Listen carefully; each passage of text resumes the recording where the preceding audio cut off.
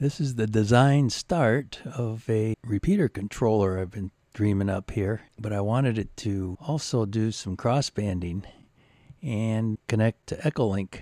So I kind of drew this little block here where we connect up a Kenwood 440 repeater. It's a TKR 820. And for 2 meter crossover or crossbanding, I was going to interface it to a Kenwood 7950. They're pretty easy to find used these days for a pretty good price. And then we'll come up with an Echolink interface. Probably will be a laptop of some sort. I've got an ICOM 745. I was thinking about also being able to crossband to, and then just throw in an auxiliary interface for any future connections that need to be made. So this is the general idea here. So I guess I'll start drawing up a block diagram for it and see how complex this is actually going to be. This is a block diagram of the repeater controller. Here's the repeater I/O. We have the Kenwood 440 repeater tied to this port, and we bring pretty much everything in from the auxiliary port of the repeater. Actually didn't need to do any mods within the repeater. The audio, the COR, even the external speaker, which is basically just looped back through. There's 12 volts at 1 amp available from it. Also there's wide modulation, there's just standard filtered audio out, and so on. Here's the crossband. This comes from a 7950 Kenwood that is modified to be remotely controlled. Show a video on that later. We bring audio in and out, and a RS-232 RXTX, which goes to a controller that I designed for the 7950 to control the different functions. Then we have an Echolink interface. You can bring in an Echolink COR or Echolink key signal, or do it with RTS CTS leads, because this will tie to a basic laptop RS-232 port eventually. So out here there's a conversion port to convert it to the standard RS-232, but I wanted to bring out the TXT, RXT, and TTL level COR and key for different Echolink interfaces I might use. But it turns out I ended up using the CTS RTS. This jack also has audio in and out, but also brought it out in TRS jacks, which on the laptop will go in and out of the laptop audio card that's built into the laptop. So we have the Echolink interface here that can be interfaced to different protocols. This goes to the IC745 HF transceiver interface. Also had to do a special board that's inside of the 745, and this brings HF audio in and out. The up-down keys for the microphone brought squelch in. This is HF key, which basically keys the transceiver. There's also HF 12 volts available here, but it's just going to a test point basically. It's not being used. And then there's an auxiliary interface for recording devices or whatever needed that has a key lead out and a COR in. COR meaning carrier operated relay, which is kind of an old term for repeater connections. And there's aux audio in, aux audio out, and an aux control lead that basically just goes to a port pin of the microcontroller on the repeater interface. This is the power supply design block diagram. It takes 2 inputs, either or. One input comes directly from above, 12 volts repeater, so that's the 12 volt 1 amp signal from the repeater's power supply, and that is used down here to power the entire repeater controller, or it can be powered from the power jack, modular power jack. There's a 5 volt 2 amp switching supply, a 10 volt low dropout regulator, a 5 volt reference, and a 3.3 for the microcontrollers. So we'll start at the top here with the repeater interface.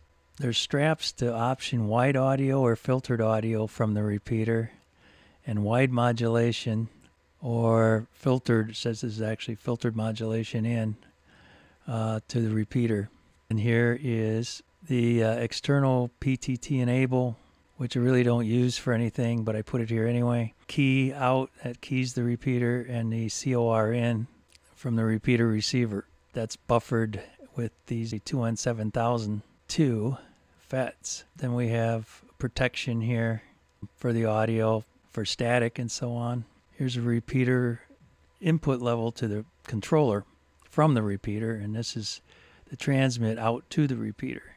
And then we have the audio gates for subassembly, and that has an ID on it, and it also has audio delay circuit on there, and we'll discuss that later too. That's a subassembly that plugs on. This is the repeater mixer.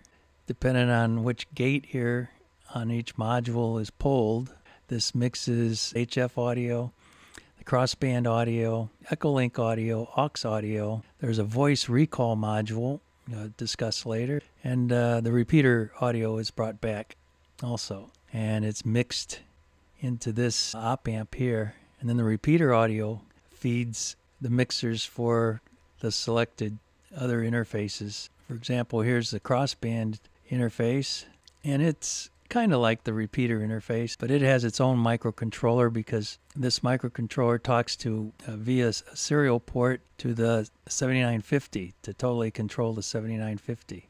We also have protect in, and then crossband 7950 audio coming in. There's a DNR IC circuit that it helps with noise coming in from the 2-meter side, noisy signals and so on. The DNR helps quite a bit with that. Then the audio gates, and then the crossband audio feeds this bus, audio bus out here.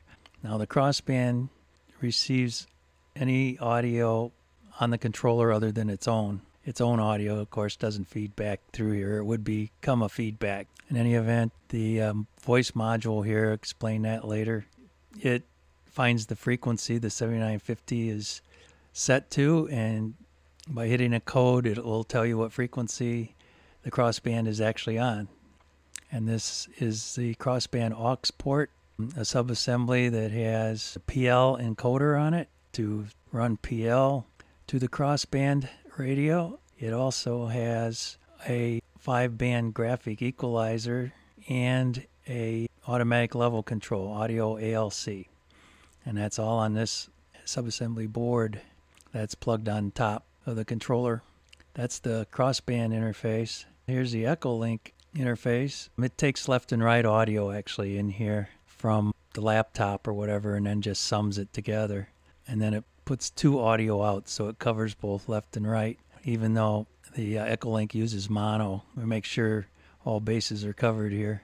Here's the Echolink COR. If you want to key it using just logic signals directly, it's basically just an input to the FET, and then the key, the Echolink, is the output of this FET. I'm not using these, I'm using the RS-232. So I'm taking these 2 signals, the COR and the key, COR and key basically, which is these, and converting them to CTS RTS and doing it that way on the laptop for the Echolink interface. But also it could be, you could just key it with these by putting a ground on this lead, and this one keys by putting a ground out. I'm not using those at the present time. And the HF radio interface, I haven't put a lot of time into this one yet. I mean, this is all in circuit, but there's some algorithms I need to write for the microcontroller for detecting the squelch and so on off of the HF radio. But it's the same setup, HF audio out, HF audio in, and then the level controls, audio gates, and auxiliary port.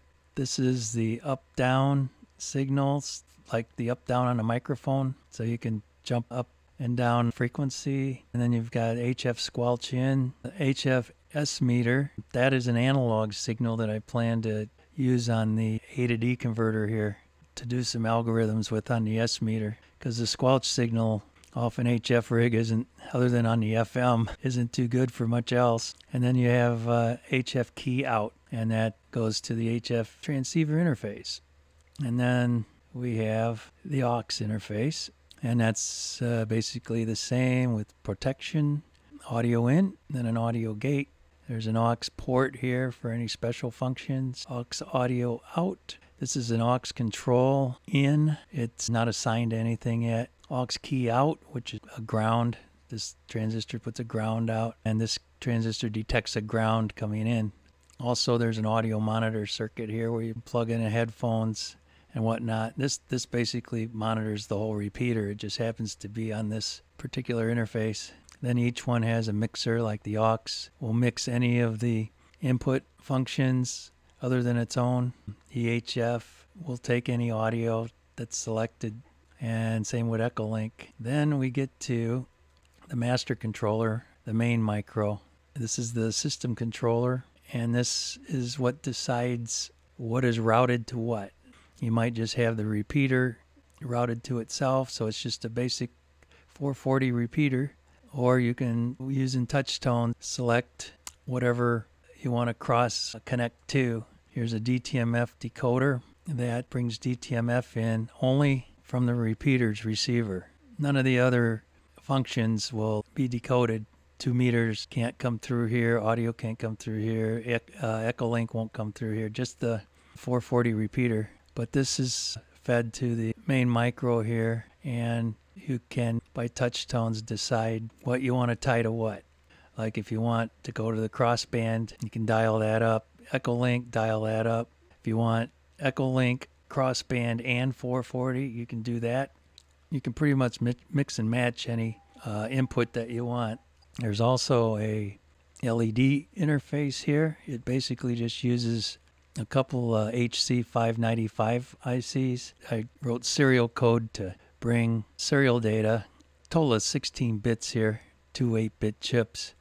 And that's to feed LEDs on the front panel LEDs. And then there's an LCD interface. And it came up with a controller to control the LCD interface. There's a micro for that. It has a contrast control driven with serial here that displays all the information. It'll display the frequencies off the 7950 Kenwood 2-meter rig, and it'll also display settings wherever your cross links are set. That's pretty much the block diagram. I think we covered most of it. This is the entire functional block diagram for the repeater controller.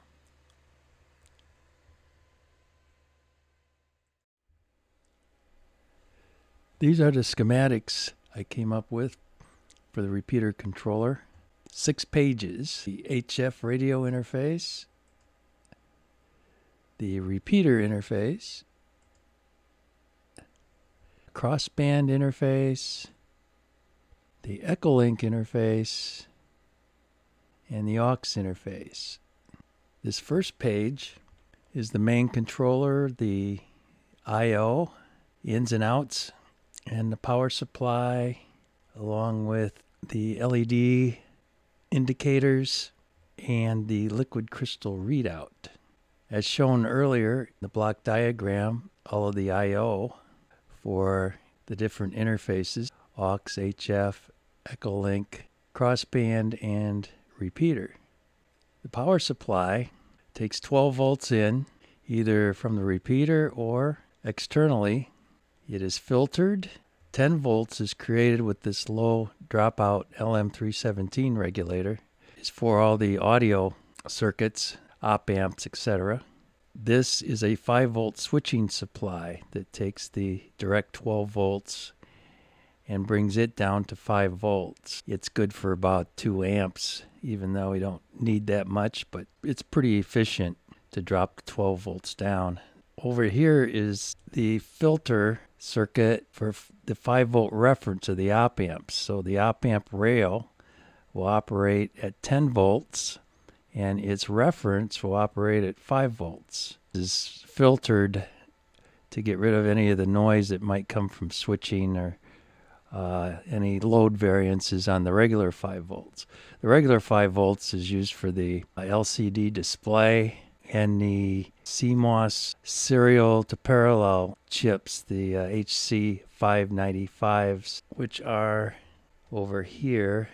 These run on 5 volts, and they drive all of the front panel LEDs. Back to the power supply real quickly. There's also 3.3 volts that's derived from the 5. So all these microcontrollers operate on 3.3 volts. Here we have the micro that sets up the protocols for the LCD display, which would be here. This takes in serial data from the 7950 and also switch selectable from the main controller here. This MUX decides whether the serial going to the LCD display is coming from the 7950 or from the master control here. It is switch selectable down here, so if you push the switch you'll see data displayed from the 7950, or it'll select data displayed from the master control. So this IC is the master control of the entire repeater controller. Also, here we have the touch tone decoder, which comes from page 3, the repeater interface. It's an MT88L70, operates on 3.3 volts, puts out binary data plus strobe, and this is used to decode DTMF tones for a repeater controller. That's pretty much page 1. Page 2 is the HF radio interface. It has its own micro to collect data from the HF radio. This also has an A to D converter in it. I'm going to use the S-meter DC variants to try to create a protocol for squelching the radio so it's not constantly keying the repeater. So that's going to be a challenge in the future.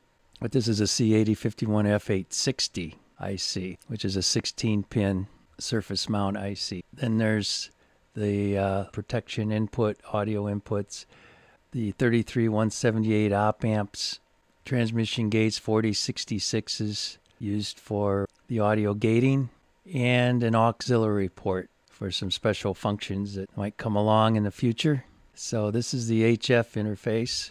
It goes off to page 1 to the main controller, also off to the I/O ports that we're seeing here on page 1 for the HF interface. We go to page 3. This is the repeater interface. We're using filtered audio in from the repeater instead of wide audio, and then the protection, and then the repeater level in. This goes to the touch tone decoder chip on page 1. We're only decoding touch tones from the repeater receiver only. Then we have the repeater aux audio port, which will have some special functions that we'll talk about later. Then of course the transmission gate, the output from the repeater that will go on similar pages, the mixer section, like shown on the block diagram. The repeater has this mixer section, which comes from the selected functions, the HF audio, crossband audio, Echolink audio, aux audio, the voice recall audio, and the repeater gets its own audio back through it from the receiver. And we go to page 4. This is the crossband interface. The crossband interface has its own micro. This micro talks serially to the 7950 and collects all of the data from the display of the 7950. Also does the keying of the 7950 and the COR coming back from the 7950. It all comes from the serial port. This is the serial port chip. It's a MAX 3232 to give you the RS-232 protocol. This goes off to the crossband I/O port on the repeater controller to the 7950. So we got crossband RX-TX and then the audio. Then the crossband micro also feeds the main controller, where the crossband is selected for use on the repeater controller if crossband is selected. And we have the protection circuitry, input preamp, crossband level in. Here we have a DNR circuit. This is an LM1894.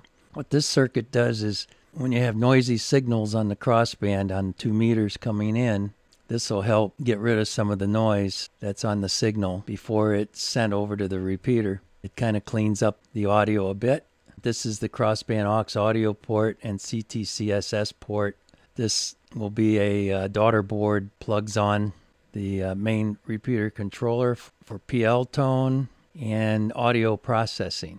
Then down here we have the transmit audio to the 7950 crossband. And here's the mixer for that, which brings in HF audio, repeater audio, Echolink audio, and aux audio. This header here is where the crossband voice module will plug onto. That'll give voice of the frequency that the 7950 is tuned to. These transmission gates are in-outs, so you can do a touch tone code to take the LM1894 noise reduction in or out of the circuit. And this is the programming header for the micro. Schematic number 5, Echolink interface. This also has a RS-232 IC on it, which will give it the correct protocol for the Echolink connection to a RS-232 port of a laptop. But it uses the RTS-CTS signals as COR and key leads. This also goes over to sheet 1 for the Echolink here. So the RTS-CTS is the leads I'm using to laptop for Echolink keying, and then using TRS ins and outs for the audio. And as explained in the block diagram, there's also Echolink key and COR that can be done by placing grounds or receiving a ground with these two transistors. We have Echolink audio out, which is split into tip and ring, so it feeds both the left and right channels of the laptop. The same coming in from the laptop. It will be left and right signals that are just summed here into one. And this is the Echolink audio port for an auxiliary module. Echolink has an audio mixer here to mix in HF, repeater audio, crossband audio, and aux audio whenever selected. Schematic number 6, aux interface and control. Very simple, really. It's got the audio protection circuitry, then the input audio amplifier with gain control, output audio amplifier with gain control, then the transmission gates. It has an aux port also for any future functions. And then it's got a mixing. It brings in Echolink, crossband, repeater, and HF audio. Down here is just the monitor amplifier. This is audio monitor for the entire controller. We're only using audio monitor 2. This one's just a spare input. This is set up for a tip, ring, sleeve, push-pull, or balanced output. So it comes balanced out to this jack. Back to page 1. So the main controller here is the master control for the repeater controller. Nearly all of the functions are controlled here. Aux comes in here. Repeater interfaces, the touch tone control, Echolink, HF, crossband. All of that is controlled at this central processor, so each can be selected all of which can be selected to put into service. So that's a simple explanation of the repeater controller as it sits right now. Next will be the printed circuit board layout. This is the circuit board layout for the repeater controller. It's actually a 4-layer board. I have the inner layers turned off. I'll show those real quickly here, because this is the inner plane layer or ground plane layer here, and all of this kind of yellow colored is ground. It's an inner layer. We'll hide that for now so we can see the rest. This blue is another inner layer for routing. This is the main power supply input that comes in from J4 here. It's a jack, can take 12 volts in, or it will come off of the repeater. But this is the power supply section, the 5-volt switcher. These LEDs here tell what modes are enabled, whether it's crossband, Echolink, HF, or aux. These are actually stacked LEDs. There's 2 LEDs here, and it's transmit and receive LEDs for each function of crossband, Echolink, HF, aux, and repeater.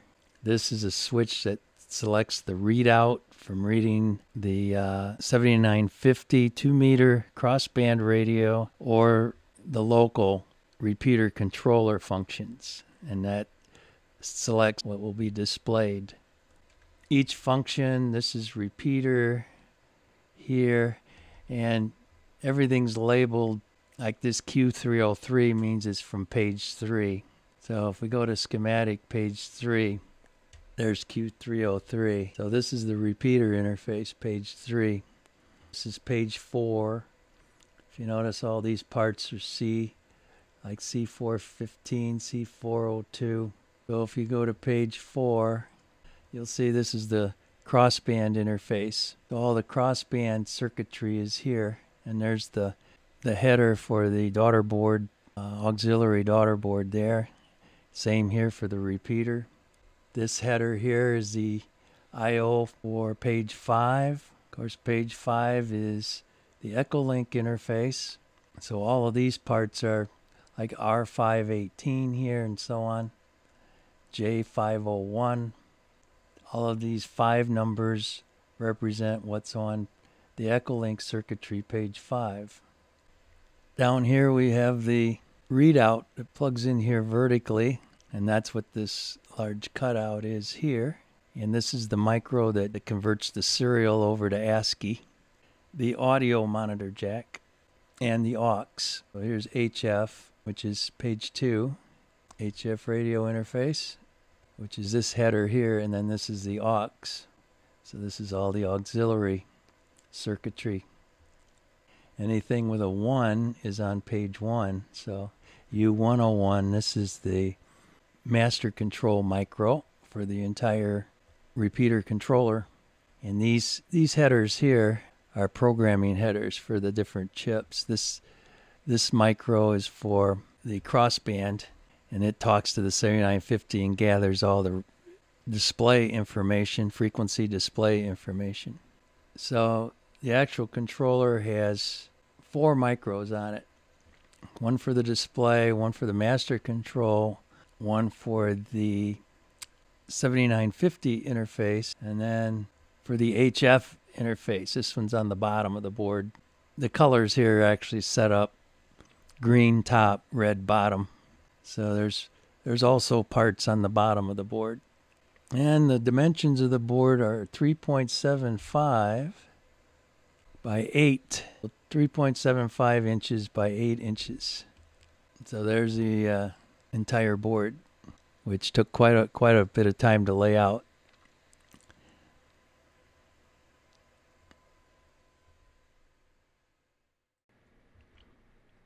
I just received the PC boards from the manufacturer.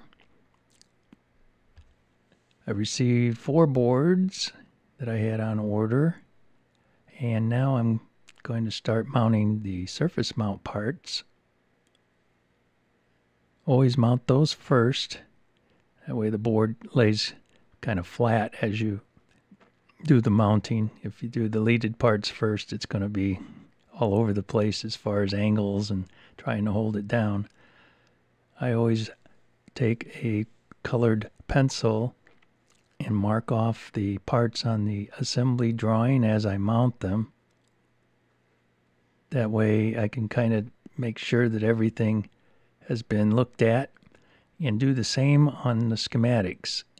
I mark each part with a particular color, depending on if it's a semiconductor or a resistor or a capacitor. And this is the board now with the leaded parts mounted.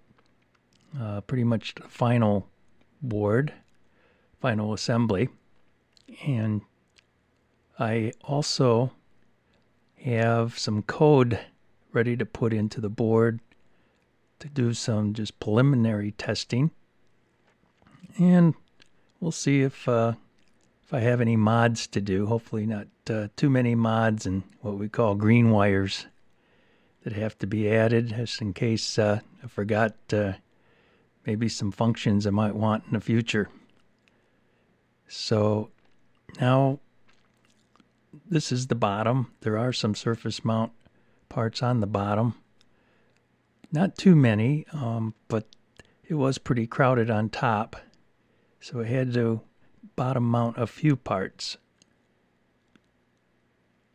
This is the back of the controller and all the I/O ports for Crossband, Echolink, HF, and Auxiliary and power.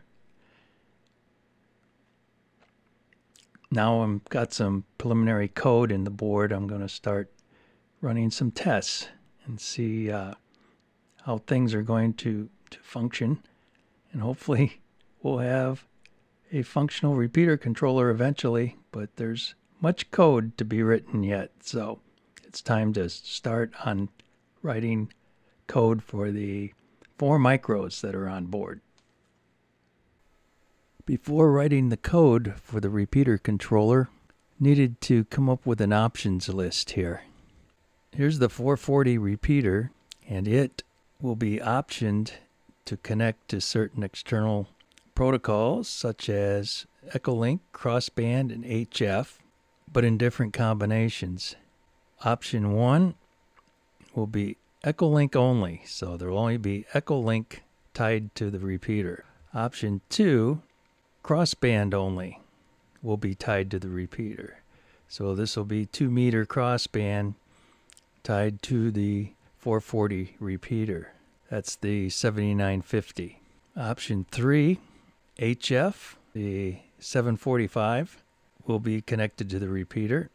Option 4 will allow Echolink to be present on the repeater, and also receive monitor only of crossband. So you can listen to crossband or 2 meters via the repeater. However, if you key the repeater, it won't transmit out on crossband. You're only receiving. That's what this little arrow pointing just the one way. However, if you get an Echolink call, that will take priority, and that's bidirectional the whole time here on option 4. So option 4 is basically so you can monitor crossband but still have Echolink active. Option 5 is full bridge of Echolink and crossband. Crossband can be heard through Echolink, and Echolink can be heard through crossband. So it's a full bridge. So 440 repeater, Echolink, and crossband are all bridged together. So if someone's on Echolink, they can be heard on the crossband frequency and the 440 repeater. And vice versa, Echolink, anybody on crossband can be heard through Echolink and the repeater.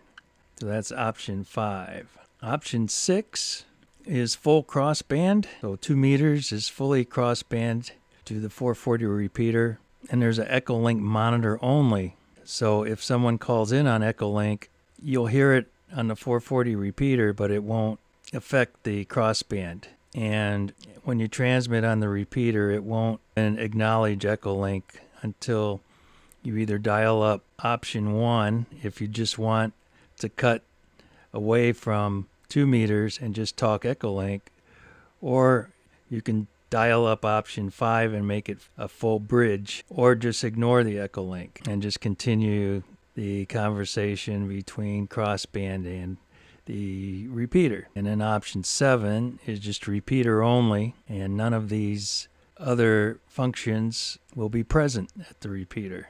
There's also an auxiliary touchtone code that'll be in here eventually. But for now, these options will be written in software just to get a good start here. I probably will have it mostly in option 4. So Echolink will be always present. I'll be able to listen on crossband but not transmit out crossband, just in case Echolink comes up, because if this, especially if this was in scan and someone brought up Echolink and somebody was using a repeater or something that this happened to stop at while it was scanning and a transmission came through, it would interfere. So option 4, you can listen to 2 meters but not transmit on 2 meters. But Echolink will be fully active. You'd only use option 5 if you were expecting to bridge these like if you had a net, you wanted to bridge Echolink and Crossband and 440 all together for a net, something like that. Option 6, like I said, if you're talking on Crossband from 440 to 2 meters, you can still monitor Echolink, but it won't affect your transmissions at all. I mean, the 440 repeater will hear the Echolink come through, but it won't transmit down here to Crossband unless you bring up option 5. So that's the option so far for the repeater controller that I need to write into code.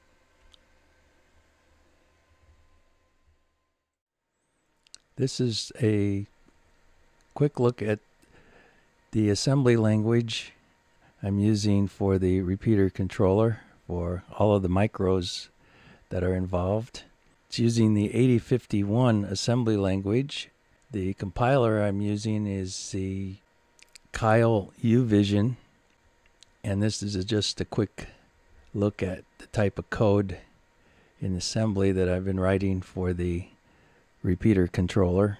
This is just an example of the DTMF access control program. This is the options earlier discussed. Quick look at those. Option 1, Echolink only. Option 2, Crossband only. Option 3, HF only. Option 4, Echolink plus Crossband receive only. In the full bridge mode, option 5, Echolink and Crossband full. So this is just an example of the code going into the repeater controller. This particular set of code here is for the main controller. This is the setup for testing code. I have enough code into the repeater controller now to interface it to Echolink and the 7950 transceiver.